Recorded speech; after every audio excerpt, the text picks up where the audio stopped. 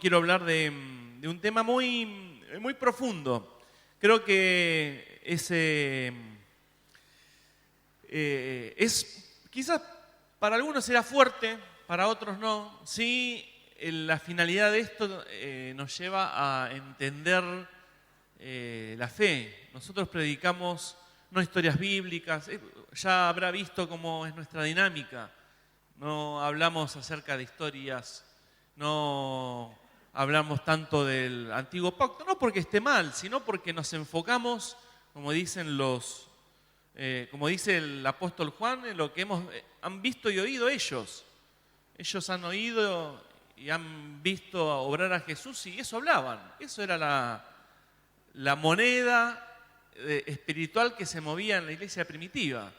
No era tanto un mensaje humanista, un mensaje de aliento nomás.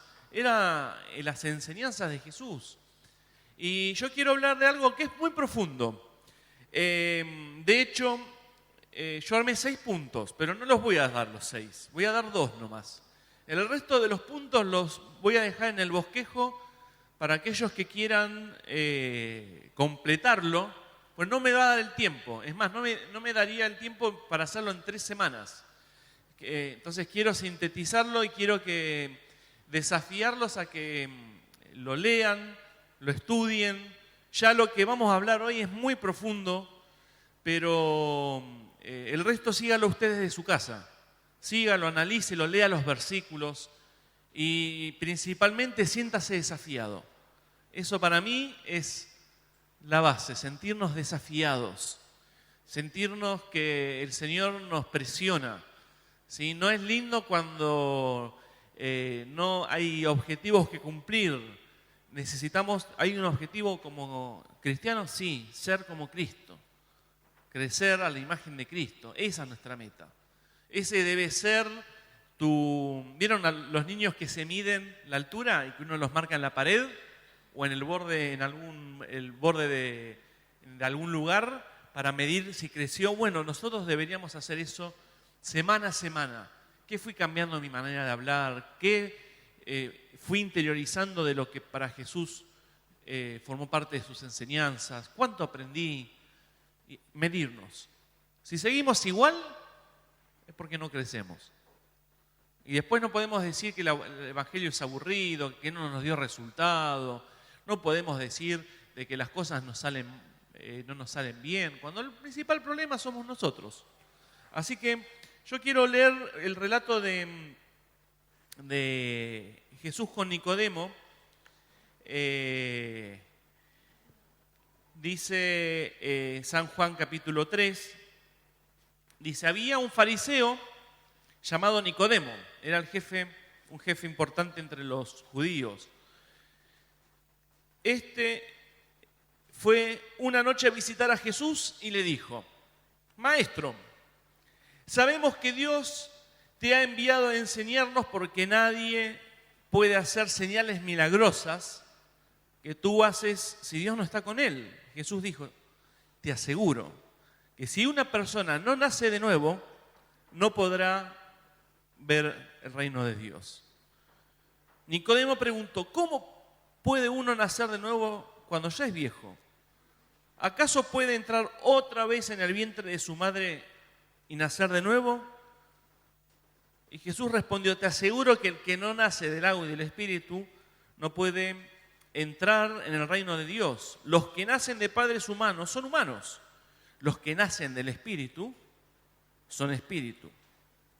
Simplemente presta atención a las siguientes palabras. No te sorprendas de que te dije que tienes que nacer de nuevo. El viento sopla por donde quiere y oyes el ruido que produce, pero no sabes de dónde viene ni a dónde va. Eso mismo pasa con todos los que nacen del Espíritu. Jesús no le ofrece a Nicodemo una explicación teológica sobre la obra del Espíritu Santo, ni un ritual para hacer acerca del nuevo nacimiento. Le habla sencillamente aplicándole algo que conocemos todos, que es el viento. ¿Sí? Jesús tenía esa particularidad de tener ese lenguaje sencillo y aún así nos cuesta tanto entenderlo, las cosas espirituales, usando ejemplos tan prácticos. Jesús le hablaba de algo y como que Nicodemo no terminaba estaba mirando de reojo, como no entendiendo lo que le quería decir. Y él le explicó con el viento. ¿Por qué? Porque el viento es invisible, pero es real. El viento no se controla, pero se siente. No es predecible, no se ve, pero afecta. Hace unas semanas, no me acuerdo si hubo como medio un tsunami en la costa. El viento es así, tiene ganas de moverse en cierta manera, se mueve, no tiene ganas de moverse, no se mueve. Lo único que hace la ciencia es estudiarlo, tratar de predecir el movimiento, pero es lo máximo que podemos hacer. ¿Por qué? Porque el viento es así. Así es la obra del Espíritu Santo en el nuevo nacimiento. Por eso quiero hablarles acerca de 6 verdades que están en los últimos versículos. Son 6 verdades. Yo voy a hablar 2 nomás. Voy a hablar para mí las 2 que quiero compartir. El resto, las 4 las dejaré en el bosquejo para que siempre los enviamos en el grupo, siempre enviamos el audio y después enviamos el bosquejo para que analice las otras 4.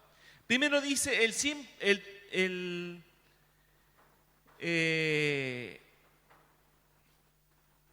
está hablándole a Nicodemo, oyes el ruido que produce. ¿Recuerdas esas palabras? Y está hablando acerca del nuevo nacimiento. Y esto muestra que el nuevo nacimiento tiene una evidencia. De la misma manera que oímos que Jesús desafiaba a Nicodemo diciéndole, oís el viento, ¿sí? Se hace evidente el viento, así el nuevo nacimiento produce algo. El nuevo nacimiento se hace evidente. Ahora vamos a hablar del nuevo nacimiento. Creo que es un tema que todos lo conocemos, ¿sí? Todos hemos nacido de nuevo. No voy a pedir que levanten la mano por algo que después vamos a mencionar, pero todos deberíamos haber nacido de nuevo, ¿sí? O por lo menos entender lo que se refiere. Jesús habla muy bien de esto. La salvación, cuando adquiero salvación, obtengo un nuevo nacimiento. El bautismo, tal como lo hacemos, es la demostración exterior de que algo, una vieja vida, queda enterrada, ¿sí? Eso es cuando se sumerge en el agua la persona y cuando sale está hablando de un nuevo nacimiento, está hablando de una nueva vida, ¿sí? El bautismo no es más que la exteriorización de algo que sucedió adentro, algo que sucedió en nuestra vida en algún momento en el correr de los años. Algunos hace poco, otros quizás hace mucho. Por eso hablamos del nuevo nacimiento. No es el detalle ahora, pero sí estamos de acuerdo en que conocemos, por lo menos por nombre, nacer de nuevo. Empezar una nueva vida en Cristo. En algún momento fuimos desafiados a creer en Jesús. Bueno, ¿qué hizo Jesús? Nos dio una nueva vida. Produjo un nuevo nacimiento. Y ese nuevo nacimiento es aquel que tiene evidencia. El viento no se ve, pero se oye. Nadie duda de la existencia del viento, viendo los árboles moviéndose. O cuando vemos, o vemos como un tornado en la naturaleza, miramos y nos admiramos de la potencia que tiene el viento. Vemos en lugares como a raíz del clima se producen tornados en el agua llamados tsunamis y uno los mira y dice, qué increíble. Resulta que por la presión de caliente con la fría produce vientos que se chocan y tremendo. Una cosa y se arrasa con todo. Es tremendo la fuerza y la potencia del viento. Y lo mismo afirma Jesús acerca de lo que ocurre en ese momento del nuevo nacimiento. Jesús afirma que lo mismo ocurre con el Espíritu. ¿Sí? No se ve, pero está. Yo quiero leer algunas palabras de Gálatas 5:22, hablando acerca del fruto del Espíritu. Dice, yo leo en la NBB, que es la versión que suelo usar normalmente. Cada uno tendrá su versión, si tienen la Reina Valera o tienen la Internacional. Este es el fruto del Espíritu que produce en nosotros: amor, gozo, paz, paciencia, benignidad, bondad, fidelidad, humildad y dominio propio, o templanza, o autocontrol. Dominio propio es lo mismo, es el término que le guste. El nuevo nacimiento no es solo una decisión, no es solo algo que uno dice, le dije sí a Jesús. No es una decisión. El nuevo nacimiento es una vida nueva. Es algo que comienza en nosotros a partir de cierto momento de nuestra vida. Y esa vida, y por eso Pablo no habla de esfuerzo. Todo esto que vemos, que leímos, los frutos que produce el Espíritu, es algo que quizás normalmente nos esforzamos para obtenerlo. El amor, el gozo. El gozo quizás cuando vamos a mirar una película, la paz cuando vamos algún día de spa. Son cosas que como que en cierta manera se venden. Sin embargo, el apóstol Pablo está hablando de algo tan profundo. Está diciendo, esto no es algo que conseguís. Esto está hablando de un estado que inicia en un momento y que se evidencia de esa manera. Por eso no está hablando de un esfuerzo espiritual, sino está hablando de un fruto. Yo cuando planto una semilla, tiro agua, produce un fruto. Primero una ramita, una raíz, con el correr de los años, produce frutos. No me como la raíz, pero la semilla que yo planto, sumado a la paciencia, hace que en un tiempito dé algo que nos gusta, sea una fruta, una flor, algo que nosotros hayamos sembrado. Frutos, ¿sí? Frutos son la consecuencia de algo. ¿Usted se esfuerza para que la planta dé fruto? No. Aquellos que tienen árbol de palta. Llega un momento en el año que te da un montón de paltas. ¿Hizo algún esfuerzo? No hizo ningún esfuerzo. Salieron las paltas. Y se ve inundado de paltas. Y de pronto uno dice, qué increíble, ¿no? Porque la naturaleza lo hace. De la misma manera que el Espíritu Santo lo hace. Donde el Espíritu Santo se mueve,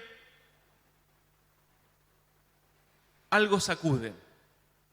Donde el Espíritu Santo está, que Él es el que produce el nuevo nacimiento, algo hace en nosotros, algo produce. Y hay algo que incomoda. Porque a la planta mucho no le agrada, quizás que mirándola humanamente, quizás no le agrada que le arranquemos un fruto. Pero la planta fue hecha para eso. Fue hecho para que disfrutemos de sus frutos, para que vivamos de sus frutos. Para eso está la agricultura y demás. Por eso el Espíritu Santo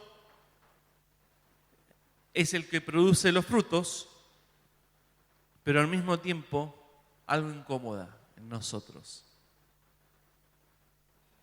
Por eso quiero analizar los frutos brevemente, tratar de ser lo más ágil posible, analizar los frutos y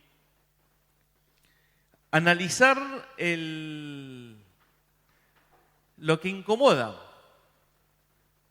Porque uno dice, sí, el Espíritu Santo nos da paz. Bien. Pero todo fruto tiene su incomodidad. El amor del Espíritu que produce el nuevo nacimiento, cuando creemos en Jesús y nacemos de nuevo, produce, dice, amor. Y uno dice, amén. El día de los enamorados le compras a tu pareja un ramo de 60 rosas rojas que no te entran ni en el auto y se lo llevas. Y uno dice, ¿cuánto amor tiene esa pareja? ¡Wow! ¡Qué tremendo! No, bueno, puede ser sí como puede ser que no, no sabemos. El amor del Espíritu no es una emoción agradable para nosotros. ¿Por qué? Porque es una decisión que nos saca de un lugar cómodo. Se manifiesta el amor cuando perdonamos, aun cuando nosotros tenemos razón. Eso es amor. Y uno no es el que dice, ay, siempre decimos, cuando hablamos con las parejas o cuando tenemos alguna conversación con aquellos que se casan, que están de novio o que surge alguna charla con matrimonio, siempre decimos, la vida está llena de buenos momentos. No tenemos que estar preparados para los buenos momentos, porque esos fluyen. Tenemos que estar preparados para los malos momentos. Es como el seguro del auto. El seguro del auto, ¿cuándo nos beneficia? Cuando estamos mal, cuando se te pinchó una goma, cuando te chocaron, en un hecho que no nos agrada y que nos cuesta caro. Entonces el seguro se hace cargo. De la misma manera nosotros tenemos que estar preparados para los peores momentos, no para los mejores. Los mejores momentos fluyen. Esos momentos de romanticismo, esos momentos que nos ponemos de acuerdo. Estoy hablando de pareja porque me surge hablar de esto, pero que estamos de acuerdo, que sentimos pasión el uno al otro, o cuando estamos con los compañeros en la facultad y nos llevamos todos bien y vamos todos a comer. El problema es cuando tenemos que rendir un examen y no nos ponemos de acuerdo. O cuando estamos todos malhumorados y uno hiere al otro, con alguna cosa, alguna palabra, alguna terminología, algo que entonces el amor realmente incomoda. Porque el amor significa que aunque tenés razón, tenés que perdonar al otro. ¿Por qué? Porque ese es el amor, ese es el verdadero amor. Imagínate que el Señor te devuelva con el mismo amor que vos das. Yo te quiero, pero me hiciste esto. Y ya llegué a un punto límite. Ya está. Te aguanté 3 veces. Y Jesús, diciéndolo en otras palabras, te dice, aguantalo 70 veces 7. Qué difícil. El perdón es la manifestación del amor más difícil. La más común y la más difícil. Nos cuesta perdonar. Y más si yo tengo razón. Es peor, es como tirarle querosén al fuego. Peor, porque de otra manera uno dice, bueno, no se dio cuenta, y quizás el otro dice, sí, me di cuenta. Y lo tenés que perdonar igual. Te explota todo. Por eso decimos que el verdadero amor incomoda. El verdadero amor incomoda. Jesús lo mostró desde otra perspectiva. Si alguien tiene algo contra vos, acércate a ese alguien y arregla tus cuentas. Pero ¿te diste cuenta del orden de las cosas? No dijo, si vos tenés algo contra alguien, acércate a la otra persona. Vamos a poner un caso muy sencillo. Una persona no te habla. Vos no hiciste nada. O una persona habla mal de vos en el trabajo. Vos no hiciste nada. ¿Qué te enseña Jesús con respecto al amor? Acércate a esa persona y arregla tus cuentas. Y en mi amor yo digo, yo no hice nada. Que se embrome. Él se pierde el hablar conmigo. Yo nada, yo no hice nada. Sin embargo, el amor duele. Y amor con orgullo. Duele. Acércate a la persona que no te habla y decirle, quiero saber qué pasa, por lo cual no me hablas. Quiero pedirte perdón si hice algo que verdaderamente te he lastimado. Quiero saber si es culpa mía, por lo cual se ha cortado la relación. Es difícil, ¿eh? Es muy fácil de hablarlo, pero es muy difícil de hacerlo. ¿Cuándo fue la última vez que pediste perdón? Eso muestra que el verdadero amor incomoda. Jesús también habló de llevar 2 millas, de poner la otra mejilla. Habló del amor desde el lado de la incomodidad, no lo habló desde el lado de amar al que amás.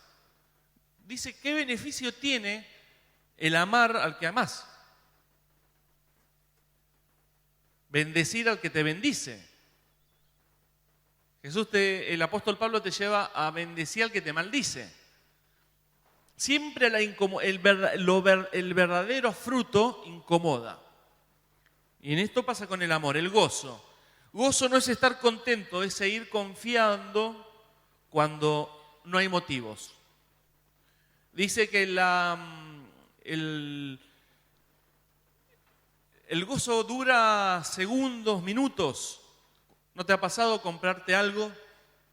Un pantalón, comprarte alguna cosa, una chuchería que vos querías, el irte de vacaciones, ese entusiasmo de de ir a un lugar diferente. Pero después se va eso, si no es duradero. Después volvemos a un estado normal, que puede ser, algunos son más depre, otros no, pero existen esos picos de gozo, pero después vuelve a la normalidad. Volvemos a la normalidad. Por eso el gozo que provoca el Espíritu en el nuevo nacimiento es estar contento y seguirlo cuando no hay motivos. No me compraron nada, no importa, tengo gozo igual. Me echaron del trabajo, tendría que estar mal, siento gozo igual. No significa que estoy a las carcajadas, pero dentro mío lo siento. Es difícil de experimentar, es súper difícil. ¿Por qué? Porque no es algo que provocamos nosotros. No es algo que se hace con esfuerzo. Es algo que el Espíritu hace en nuestra vida. Incomoda porque nos impide rendirnos en medio de procesos, no cuando todo se resolvió. El gozo del Espíritu choca con nuestra necesidad de control y explicación. Cuando nosotros queremos tener todo controlado y se nos corre todo de eje, se nos cambió la cara. Cuando las cosas no salen como uno quiere, se nos cambió la cara. Cuando nos dicen algo que no nos gusta, nos cambió la cara. El gozo nos confronta al control que tenemos nosotros, control que tengo yo sobre las situaciones. Falleció tu marido, falleció tu esposa, fallecieron tus padres. Es un bajón. Pero el Espíritu Santo produce gozo que no lo provocás vos, lo provoca Él, que te sentís bien. ¿Lo vas a extrañar? Obvio que lo vas a extrañar. Nadie está hablando de que se va a eliminar de tu mente ese recuerdo o esa situación. Estamos diciendo que el Espíritu te da un fruto. En el medio de ese momento, como que nace una fruta que dice gozo. Y cuando la usás, te sentís en el medio del peor momento y se te dibuja una sonrisa. Y decís, todo está bien. Gracias, Señor. Es difícil, es súper difícil hacerlo humanamente. No estamos. Por eso digo, el verdadero gozo lo provoca el Espíritu y no es algo que lo podamos conseguir. Bueno, paz, seguimos. La paz espiritual no es ausencia de conflicto, es renunciar a ganar ciertas discusiones. Incomoda porque implica soltar la preocupación, el enojo legítimo y a veces el deseo de tener la última palabra. ¿Y saben qué?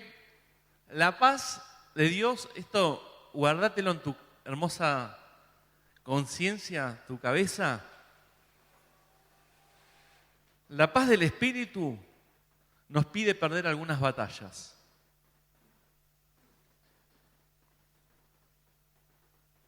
Para tener paz. A veces hay que saber perder para estar tranquilos. Y uno dice, ¿cómo perder? Sí, a veces te tiene que ir mal. Y sabes que tienes que estar en paz. Te tiene que ganar el otro. Injustamente. Sí. Y aún en esos momentos de discusiones, de enfrentamientos, a veces la verdadera paz viene cuando te dejas perder.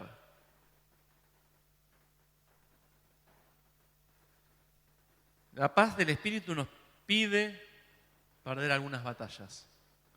Paciencia. La paciencia es una de las más incómodas. Esperar algo sin manipular.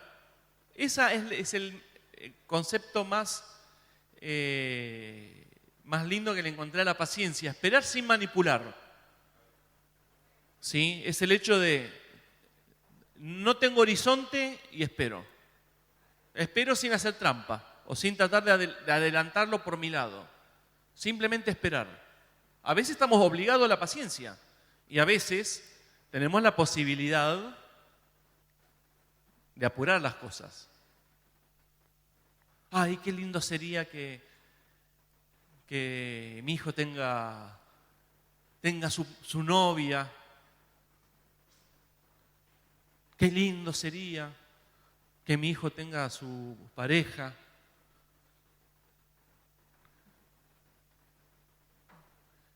Y dentro de ese contexto lo involucro con alguien que en definitiva termino perdiendo yo. Quizás alguien que no ama a Jesús, quizás no está preparado por su edad.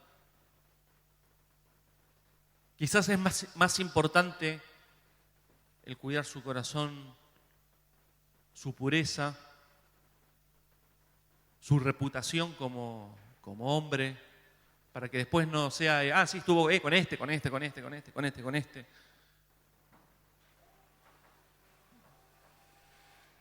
Me apuro. ¿Por qué? Yo quiero verlo feliz con una pareja. Quiero en algún momento que él tenga hijos. Tengo que esperar. Y no tengo que adelantarme. Porque cuando me adelanto es cuando meto la pata. Cuando me adelanto es cuando manipulo las cosas para hacer que surjan, que en definitiva me terminan perjudicando a mí.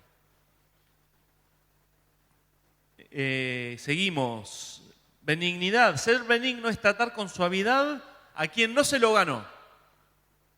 Tratar con una sonrisa. Siempre decimos, cuando uno hace evangelismo, tenemos que estar preparados para que te escupan o para que te tiren el folleto en la cara. ¿A alguien le ha pasado? A mí me ha pasado un montón de veces, que me hayan escupido y que me hayan tirado el folleto en la cara.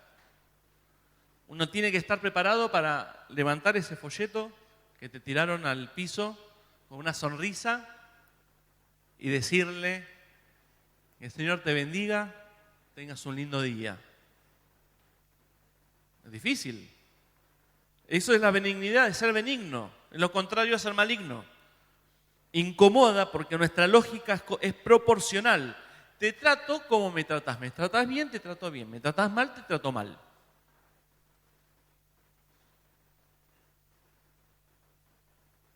Hacemos un pacto de amistad. Somos amigos mientras nos queremos, pero en la primera de cambio estamos todos peleados. No tenemos tolerancia cero en las relaciones. El Espíritu rompe esa ecuación y nos lleva a responder con gracia y no con justicia. Yo te estoy tratando bien no porque te lo mereces, sino porque te tengo que tratar bien. Te tengo que tratar bien. Como hijo de Dios tengo que comportarme bien, tengo que ser benigno. Le pegaste a mi hijo, no te quiero ver. No es así. Porque si le hablara bien a tu hijo, le hablarías bien. Es decir, estás respondiendo bajo la lógica humana de la benignidad. Sin embargo, vos fajaste a mi hijo y a la madre lo respondés con una sonrisa y le decís: ¿habrá alguna manera que podamos solucionar esto? Te agradezco por tu tiempo. ¿Es difícil? Es difícil. Pero entendamos, son frutos, no es esfuerzo. Bondad. La bondad va más allá de no hacer el mal, es hacer el bien cuando podrías mirar para otro lado. Incomoda porque implica involucrarse, gastar energía, tiempos, recursos, dando sin esperar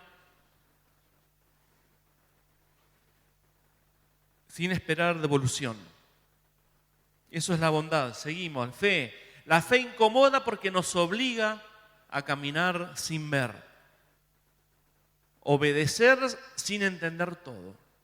¿Cuántas cosas el Señor nos confronta? Y ahora vamos a hablar más profundo de la fe. Yo quiero hablar, voy a dedicar el próximo punto a hablar acerca del nuevo nacimiento. Pero ¿cuántas veces el Señor nos pide obediencia aunque no entendamos? ¿Cuántas veces el Señor te dice, pero no tengo? Es lo que tengo, Señor. El Señor te dice, confía. Pero si te doy a vos, Señor, no tengo para otras cosas. Y ahí es cuando el Señor te dice, eso es lo que te dice la lógica. Pero el Señor te dice, confía, tenés fe. Tenés fe que yo cambio las cosas. Y que los milagros no suceden a tu manera, suceden a la manera de Dios. Esa fe también la da el Espíritu. Mansedumbre no es debilidad, es fuerza bajo control. Incomoda porque nos invita a no imponer, a no reaccionar, a no defender el ego con violencia verbal o emocional. Es poder que decide no aplastar. Dominio propio, quizás el más incómodo de todos. Decirnos que no, ¿a quién? A nosotros mismos. Yo hace un tiempo había bajado mucho de peso y empecé a comer de vuelta. Dominio propio. ¿Cuesta? Mucho. ¿Por qué? Y porque me gusta comer. Hay algunos, yo siempre digo, admiro la disciplina que tiene mi hermano Pablo, que dice, voy a hacer un ayuno de 36 horas o 48 horas. Y en el ayuno hace su rutina de gimnasia para perder peso y después dice, bueno, ahora voy a engordar un poco. Y empieza con... Digo, yo no sé cómo hace para manejar el subir y el bajar. Yo empiezo a comer y me doy cuenta que me desbordo. Entonces tengo que mantenerme en autocontrol. Saber decir que no a la comida. saber en qué lugar puedo estar y en qué lugar no puedo estar, conociéndome, es decir, conociéndome a mí mismo. Yo estoy hablando de mí. ¿Tenemos que bajar de peso? Sí, bueno, ¿tu gran problema cuál es? El dominio propio. Si no, estaríamos todos en el peso que tendríamos que estar. Y esto se hace en cualquier aspecto de nuestra vida. No tenemos dominio propio sobre nuestras propias áreas. Así que la gran pregunta es, ¿estamos siendo sacudidos o estamos demasiado quietos? Los frutos del Espíritu nos muestran cómo debería ser nuestra vida espiritual a partir del nuevo nacimiento.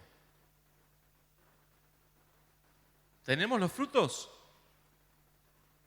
Y uno dice, sí, bueno. ¿Y la parte incómoda de los frutos? ¿Están? Y uno es como para mirarnos a nosotros mismos y decir, Señor, los frutos son más que lo lindo, es lo incómodo. Eso es el verdadero fruto. Es lo que pone a prueba el fruto. No es lo linda y hermosa que se ve por fuera la fruta, sino lo sabrosa al momento de morder. Pero hay que morderla. Hay que probarla, hay que ponerla a prueba. Y quiero terminar con Jesús le habla dentro de ese hilo, habla acerca del que ha nacido, le toca el tema del nacimiento, aquella persona que ha nacido. No está hablando de una evolución, sino está hablando de una regeneración. Ahora le pido que me preste mucha atención. Este punto voy a tratar de hacerlo lo más breve posible, pero le pido muchísima atención y una mente muy abierta. Pero muy abierta. ¿Sí? Me anticipo porque si no, quizás este punto no produce lo que realmente el Espíritu Santo quiere y necesita de nosotros hoy. Jesús no dice mejorar, o crecer, o corregir. Dice nacer. ¿Estamos de acuerdo? Dice nacer. No dice la persona, por eso está diciendo nacer de nuevo. Significa que hay un antiguo nacimiento. Hay dos nacimientos en realidad, como lo presenta Jesús. El nacimiento carnal o humano, que se produce en nuestras primeras horas de vida, y el nacimiento espiritual que se produce, ahora vamos a hablar, cuando el Espíritu Santo va a vivir dentro nuestro. Está hablando de dos cosas, no está hablando de mejorarnos, está hablando de algo nuevo, un acto creativo de Dios. Es hermoso ese término, es creativo, es algo que aún nos sorprende. Regenerar significa dar vida donde antes no existía. Eso es regenerar. ¿Quiere usar otro término, revivir? Úselo. A mí me gusta regenerar porque es un término quizás más teológico, pero me parece más exacto. Regenerar. Donde antes algo estaba muerto, ahora tiene vida. Es una obra que solo el Espíritu Santo puede hacerlo. La regeneración espiritual, solo el Espíritu Santo puede hacerlo. Dice Tito 3:5, nos salvó por el lavamiento de la regeneración y la renovación del Espíritu Santo. El ser humano nace con un espíritu apagado, muerto, y al mismo tiempo todos nacemos espiritualmente muertos. Todo el ser humano tiene un alma, un cuerpo y un espíritu. Ese espíritu, la mayoría de la gente está muerto. Está muerto, inactivo, como quiera, apagado, pasivo, como quiera llamarlo. Y al mismo tiempo dominado por una naturaleza que nos lleva al pecado. ¿Sí? Tenemos nuestro espíritu muerto y al mismo tiempo tenemos una naturaleza que nos incita al pecado. Una naturaleza que es que no es nuestra alma, es algo que ese deseo animal de pecar, ¿sí? Eso que nos lleva, por ejemplo, a lo que yo les decía con respecto a la comida. Eso que te lleva a comer a la gula y vos fíjate que si yo doy rienda a eso, me perjudico a mí mismo. La persona que quiere fumar, fuma, se está destruyendo de los pulmones. Es más propenso a que le agarre un cáncer en su pulmón que otra persona. Cada uno de nosotros tenemos una naturaleza pecaminosa única. Algunos tenemos debilidades diferentes. Quizás algunos tienen más debilidades con lo sexual, otros no, otros con la manera de hablar, otros con el carácter. Bueno, todos tenemos carácter difícil. Pero nuestra naturaleza, que a veces nosotros la justificamos y la apañamos diciendo, ay, yo soy así. No. Está bien, somos así, pero no tenemos que naturalizar eso. Si todos dijéramos eso, estamos todos en el horno, imagínense. Por eso en la regeneración, el Espíritu Santo da vida al espíritu humano y comienza a dirigir nuestra manera de vivir. El nuevo nacimiento, ¿qué significa? Que mi espíritu que está muerto, el Espíritu Santo viene a vivir dentro de él. ¿Y qué hace? Lo vivifica, lo regenera, le da nuevamente vida. Y ya el espíritu, en vez de estar muerto, ¿cómo está? Vivo. ¿Pero por qué está vivo? Porque el Espíritu Santo está viviendo dentro de él. La vida es el Espíritu Santo en nuestro espíritu. No hay otra manera de que nuestro espíritu tenga vida, ¿sí? No ser por medio del Espíritu Santo. Y esto lo expresa en el Antiguo Pacto, en el libro del profeta Ezequiel. Les daré un corazón nuevo y pondré en ustedes un espíritu nuevo. Les quitaré el corazón de piedra que ahora tienen y les daré un corazón sensible. Pondré mi espíritu dentro de ustedes para que sigan mis leyes y obedezcan mis decretos. Ya estaba hablando así mucho cómo iba a ser la regeneración. El nuevo nacimiento significa que mi espíritu que estaba muerto vuelve a vivir. ¿Por qué? Porque el Espíritu Santo hizo su casita dentro de mi espíritu. Así que vuelve a vivir. Pasamos del espíritu muerto a un espíritu vivo. ¿Con qué intención? Gobernar nuestra vida. No es que no la controla el alma, tus sentimientos, no la controla tu naturaleza pecaminosa. ¿Quién debería controlar? El Espíritu Santo que vive dentro tuyo. A veces decimos figuradamente, tan emotivamente, Jesús vive en mi corazón. Jesús no vive en su corazón, hermano. Es decir, Jesús está sentado a la diestra a la derecha de Dios, sentado en los cielos. El que vive en usted es el Espíritu Santo morando en su espíritu. Llamemos las cosas por su nombre, porque si vamos a empezar no es que Jesús está allá, nos dejó su espíritu, que es lo mismo que dejarnos su presencia. El mismo espíritu que moraba en Jesús está dentro tuyo, viviendo dentro tuyo. Y escuchá esto, Dios no pierde tiempo con nuestra naturaleza pecaminosa. No le interesa tu naturaleza pecaminosa. Es decir, ¿cuántas veces le decimos, Señor, cambiame? Señor, cambia mi manera de hablar. Señor, cambia mi manera de ver las cosas. El Señor no te va a cambiar. Te lo digo de otra manera quizás más cruda. No le interesa cambiarte. ¿Por qué? Por lo que acabo es decir, te tuvo un plan más grande, darte a su espíritu, que vive dentro tuyo, ahora aquellos que han nacido de nuevo, vive dentro tuyo para que Él te dirija.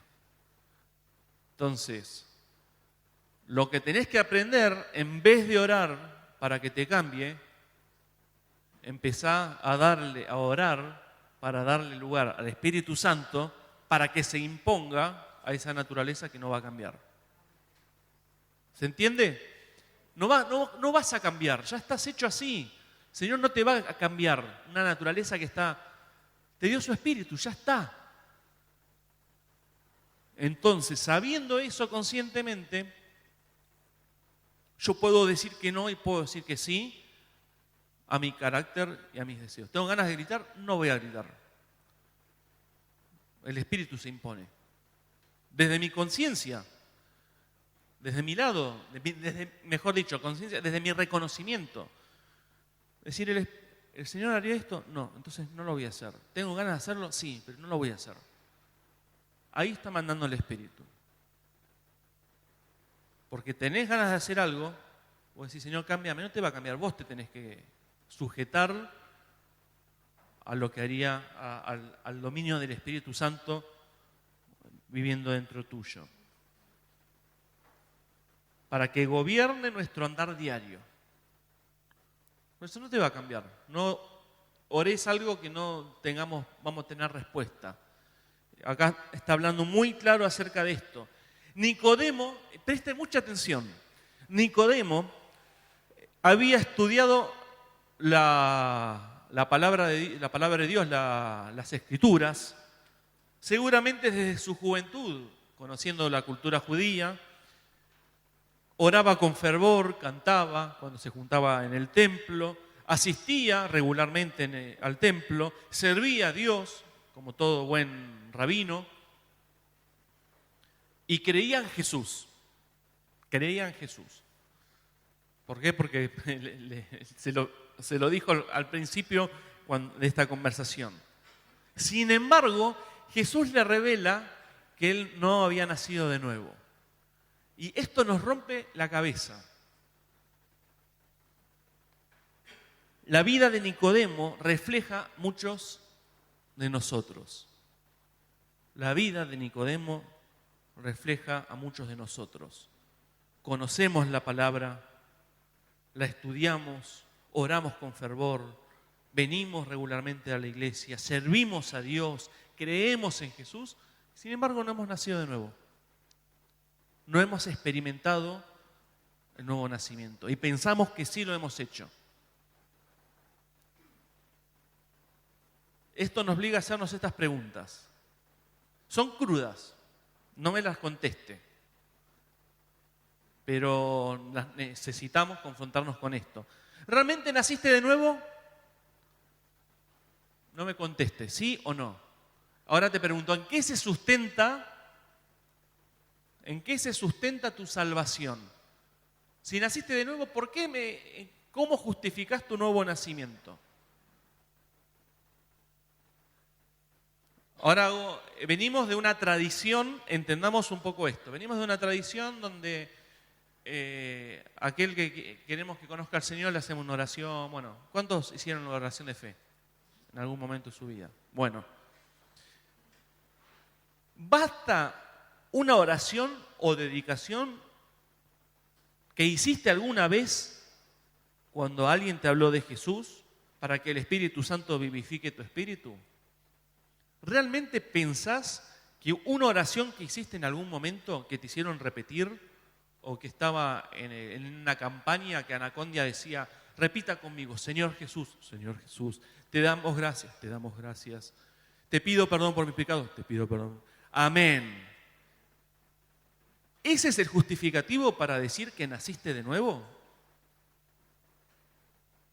Esa es el fundamento que tenés. Sí, en algún momento de mi vida, de mi juventud, hice esa oración. Acordate que Nicodemo hacía lo mismo que hacemos todos nosotros, con la única diferencia que no había nacido de nuevo.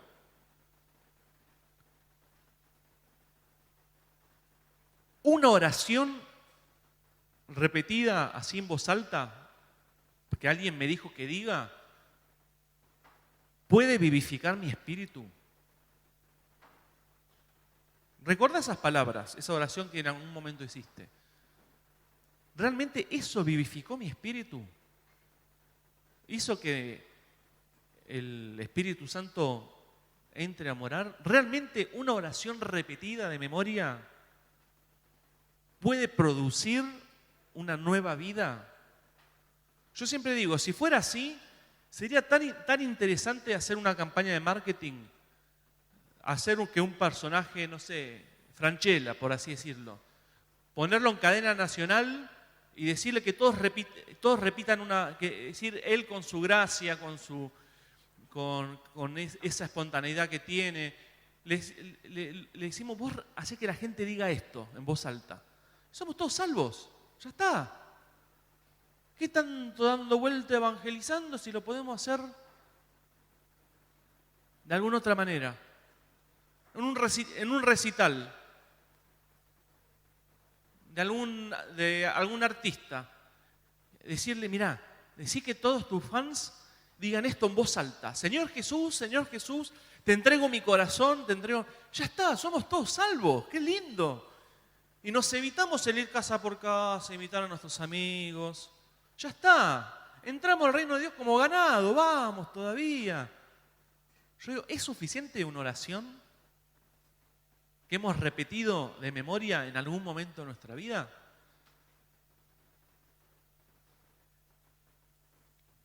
Ahora digo, vamos un paso todavía más profundo. ¿Es suficiente creer en Jesús? ¿Es suficiente decir, sí, yo creo en Jesús? Nicodemo creía en Jesús. Es decir, él creía, por eso que lo fue a buscar aún en secreto para que no... Nicodemo era considerado un discípulo en secreto, porque si él expresaba públicamente su amor a Jesús, lo podían matar, podía perder su calidad de rabino. Justamente los religiosos eran los que lo querían matar. Entonces él en secreto era... ¿Y saben qué? El diablo también cree. No voy a leer el pasaje, está escrito Santiago 2:19. Los demonios también creen en Jesús. ¿Saben qué creen? Y dice no solo que creen, algo que hasta aún no tenemos nosotros. Dice que tiemblan. El diablo cree en Jesús. El diablo cree en Jesús. Lo ve y le empieza a palpitar el corazón, como pasó con el endemoniado gadareno. Viniste antes de tiempo a atormentarnos, pará, como diciendo, déjanos en paz, todavía falta para que nos tortures. Pero le tienen miedo a Jesús, terror le tienen, creen en Jesús. Dice Efesios 2:8, pues por gracia ustedes han sido lavados mediante la fe, y esto no procede de ustedes, ¿sí? Pues es regalo de Dios, no por obras, para que nadie se gloríe. El nuevo nacimiento, ¿saben cómo empieza? Por la fe.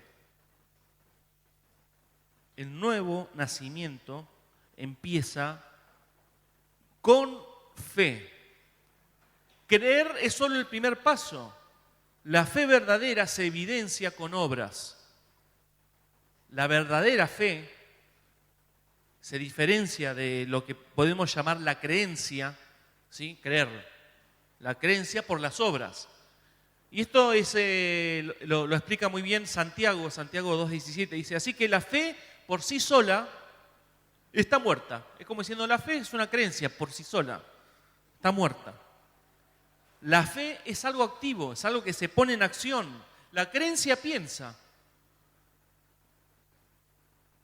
La creencia piensa.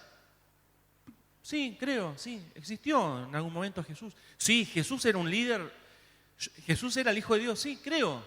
Pero la fe actúa con acciones. a diferencia de la creencia. La fe es viva. La fe se pone en acción. La fe obra según su objeto, la creencia no. Quizás nosotros creímos en Jesús, pero nunca actuamos, nunca le permitimos, nunca transformamos esa creencia en fe. Porque creímos, sí, creímos, pero nos vamos de acá y hacemos la nuestra. Nos vamos de acá y hacemos nuestra vida como si Jesús es nuestro. Entonces, ¿creíste? Sí, creíste, pero no actuaste con fe. Y la salvación se adquiere por fe, no se adquiere por creer. Se adquiere por la fe, no por la creencia. Miren lo que habla el apóstol Pablo en Hebreos 10:38. Mas el justo vivirá por la fe. Y si retrocediere, dice, no agradará a mi alma. La fe se vive día a día, es activa. ¿Saben qué? La fe da fruto. ¿Solo se requiere la fe para nacer de nuevo? ¿Solo se requiere la fe? En esencia sí, pero requiere de dos cosas, que es voluntad y necesidad. Ya con esto terminamos, pero requiere dos cosas, voluntad y necesidad. Desearlo tanto que lo necesites, como un bebé que está listo para nacer. La madre está ansiosa para que nazca y el bebé quizás, no sé, en su química quizás también, que provoca la dilatación, no sé nada de medicina ni de todas estas cuestiones. Solo aquellos que reconocen su condición de pecadores, que saben que están separados de Dios, impedidos de heredar la vida eterna y bajo la condenación eterna, expuestos al diablo y derrotados espiritualmente, son aquellos que necesitan un Salvador. Si vos no te sentís pecador, ¿para qué querés un Salvador si estás bien? Y Jesús lo dijo, lo habló desde un ejemplo en Mateo 9, dice, los que están sanos no necesitan médico, sino ¿quiénes? Los que están enfermos.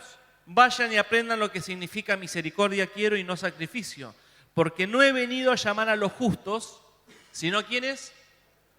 A los pecadores. Jesús no vino, si te sentís bien, por eso decimos, la salvación es más que, es una acción, que ahora voy a interiorizar un poquito más antes de terminar, pero realmente tenemos que ser necesitados. Si yo quiero al Salvador, necesito ser salvado. ¿De qué necesitas ser salvado vos? Y no me hables del tono religioso y de la... Sé sincero, ¿de qué estás viviendo que te aleja de Dios? Y vos me decís, estoy con ciertos pecados, cosas así. Bueno, eso te distancia de Dios. El único que te puede ayudar es un Salvador. Pero si vos me decís, mira, yo con mi pecado estoy bien, me siento bien. Bueno, no necesitas un Salvador. ¿Para qué lo necesitas? Si no tenés la necesidad. Hay gente que tiene la necesidad, pero no tiene la voluntad. Y hay gente que quizás tiene la voluntad, pero no tiene la necesidad. Hay gente que dice, che, qué interesante todo esto. Pero la verdad no tengo necesidades. Bueno, listo. En algún momento esa persona será salva, pero bueno, no podemos salvar a mansalva. El gran problema de la iglesia de los últimos tiempos, una iglesia llena de Nicodemos, pero que aún no ha nacido de nuevo. Está lleno de gente que cree ser salva, que aún no ha experimentado, simplemente porque no tiene la necesidad. Tenemos que, a los Nicodemos, tengan en cuenta esto, los Nicodemos de hoy se les ha enseñado que Dios existe para satisfacer sus deseos, resolver sus problemas y prosperarlos y darle todo lo que les piden, pero no entran en el reino de Dios. Y a veces queremos meter en el reino de Dios a cualquiera. ay, vení, estuve hablando del Señor, pero es más que hablar del Señor, es que la persona sienta la necesidad de un Salvador. Si la persona no tiene necesidad de un Salvador, no se siente pecadora, no se siente lejos de Dios, no puede ser salva. Bueno, no siente eso, listo, déjala que hasta en algún momento lo va a sentir. No es el momento que esa persona sea salva. ¿Por qué? Porque no tiene la necesidad de Salvador. Es como que querés llevar a alguien sano al médico, hacerte una cirugía. ¿Estás loco? No quiero. Pero llevar una persona que tiene alguna necesidad física, dice, ya, intername ya, ¿o no? Entonces Jesús no vino a rescatar a todos, sí, a todo el mundo, pero en realidad a aquellos que lo necesitan. Y aquellos que lo necesitan está a disposición 100%. Y ahora te pregunto, ¿necesitas al Salvador? ¿Lo necesitas? ¿Realmente necesitas al Salvador? ¿Te sentís inmerecedor de irte al cielo a reinar con Él? ¿Sentís que tu manera de vivir te aleja del propósito divino y que si hoy te morís te vas al infierno? ¿Realmente necesitas un Salvador? Si me decís que sí, bienvenido al Evangelio, a la buena noticia que Jesucristo pagó el precio por tus pecados para que cuando Dios te vea no vea a ese pecador, sino vea a Cristo. Amén. Gloria a Dios. Es hermosa esta verdad. Es hermosa esta verdad. Tenemos que comprender que la salvación es un milagro. ¿Sí? Es realmente un milagro y una obra exclusiva del Espíritu Santo. ¿Sí? Juan 16:8 lo habla. Él es quien en nuestro interior te convence de pecado, de justicia y de juicio. El Espíritu Santo lo hace. No quieras convencer a la gente de que venga a la iglesia. No traigas a nadie a la iglesia. Hablales de Cristo, pero espera al momento en donde el Espíritu haga su obra. ¿Para qué querés a alguien en la iglesia que no cree en Jesús? Para molestarlo e introducirlo en un mundo que no quiere saber nada. No lo metas. El Espíritu Santo tiene que hacer la obra. Él la va a hacer. Vos no le vas a decir cuándo hacerla. Porque si vos te sentís mal hoy, es porque el Espíritu Santo te está haciendo sentir así. Y Él pone el querer como el hacer en tu vida. Sos salvo porque Él lo hace. Y hay una predicación que, para que se habla bien de este tema, que es cuando la tierra gobierna el cielo, para que la tengan presente para volver a escucharla. El verdadero nuevo nacimiento surge cuando la fe en Jesús se une a la voluntad y a la conciencia de nuestra necesidad. Es la fe en Cristo quien nos redime de nuestros pecados y hace un cambio radical en nuestra manera de vivir. Dice el apóstol Pablo, si alguien está en Cristo, ¿qué es? Nueva criatura. Se evidencia, nueva criatura. Las cosas viejas pasaron. ¿Saben qué? El nuevo nacimiento se evidencia. A eso vamos los frutos. La fe da fruto. Si vos naciste de nuevo, no podés tener la manera de hablar que tenés. No podés tener conductas que formaban parte de tu antigua manera de vivir. No podés, un montón de cosas. Tu carácter tiene que estar sujeto, porque naciste de nuevo. La vieja vida pasó. Pero si está latente tu vieja vida, quizás ni naciste de nuevo. Y estamos yendo a algo tan básico, tan... por eso se demuestra en la vida diaria, la fe activa se demuestra en la vida diaria.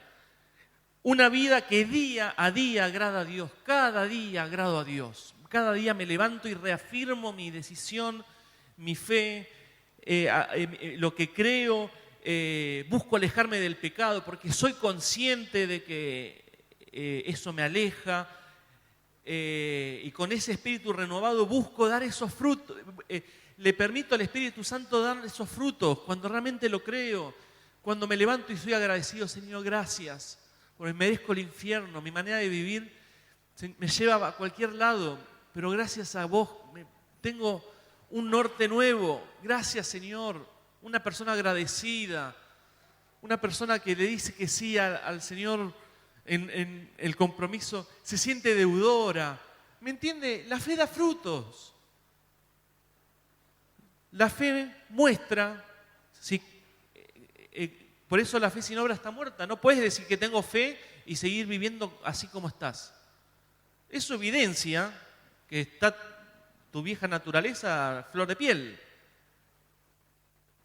Aquel que ha nacido de nuevo ha experimentado la salvación día a día, lo demuestra con agradecimiento, con compromiso con el Señor y un testimonio en constante transformación.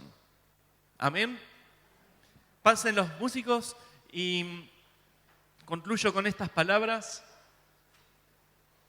Jesús habló del viento porque nadie puede ignorarlo cuando pasa. No se ve, pero transforma todo. Así es el Espíritu Santo, invisible, soberano, real y absolutamente necesario. Hoy, como aquella noche con Nicodemo, Jesús sigue diciéndonos: tienes que nacer de nuevo. Quizás sos como Nicodemo, que viniste toda tu vida a la iglesia, crees en Jesús, pero no has nacido de nuevo. Y sabes que tu fe da fruto, tu fe se evidencia. Y no es solo por decir que sos cristiano, es por mostrarlo con tus obras. Y no es que sos salvo por esas obras, no.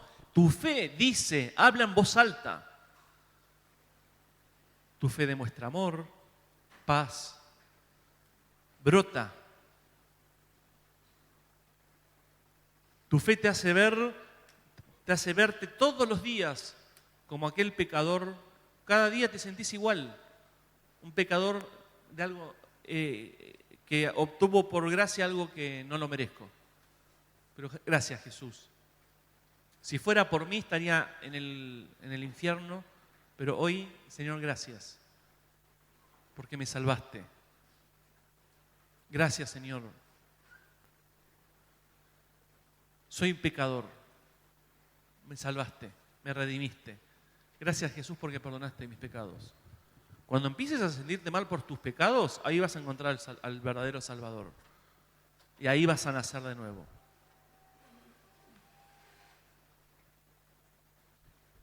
Pónganse de pie. Gracias, Señor. No te voy a decir una oración para que repitas, porque como verás, la salvación es por medio de la fe. Es una decisión tuya. Pero hasta que no te veas realmente como un pecador, una persona sucia, hasta que no te veas así, como una persona llena de pecaminosa, con una vida que está lejos de Dios, hasta que no te veas así, no necesitas un Salvador. ¿Para qué lo querés? Porque todos los días, ahí es la buena noticia de Jesús. Jesús murió por vos, pero día a día lo afirmás. Tu fe día a día demuestra que es salva. Demuestra dejando de pecar. El nuevo nacido no peca. Comete errores, sí, comete errores, pero no peca. Porque sabe que el pecado lo aleja y trabaja día a día para dejar el pecado. Trabaja día a día para comprometerse más con Dios. Día a día es agradecido, día a día. Día a día. Gracias, Señor. Yo he descubierto al Señor de esta manera hace muy poco tiempo. Y realmente entender y que le puedas decir, Señor, gracias. Gracias por haberme salvado. No lo merezco, Señor. No lo merezco, Señor.